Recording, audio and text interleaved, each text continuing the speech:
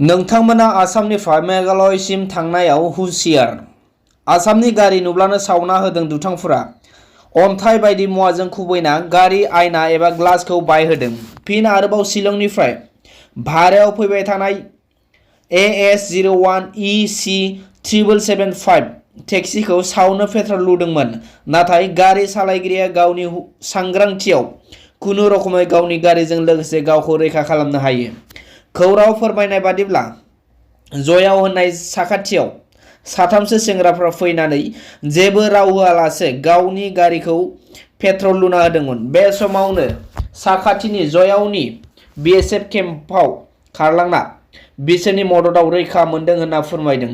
खौराङाव मिथिनाय बादिब्ला आसामनि गारिफोरखौ सावनायनि थाखाय आसामनि गारि थाङैनि जाहोनाव मेघालयनि गारि भारा एबा बेसेना 200नि जायगायाव 500-600 बायदि लादों होनना फोरमायदों लामा हान्थिगिरि एबा जायगा हान्थिगिरिफोरा।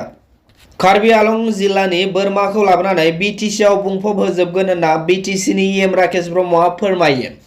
थांनाय बाराव अमा मिशन एबा पिग मिशनआ गोबां बेरामनि थाखाय बे साक्सेस जादिया एबा बेनि सोलाय दा बोरमा मोसौ मैसोनि मिशन एबा मिशनखौ कमप्लिट खालामगोन एबा मोसौ मैसो बोरमा राननानै होगोन होननानै खौरांगिरिनि गेजेराव BTCनि राकेश ब्रह्म बिथाङा फोरमायो।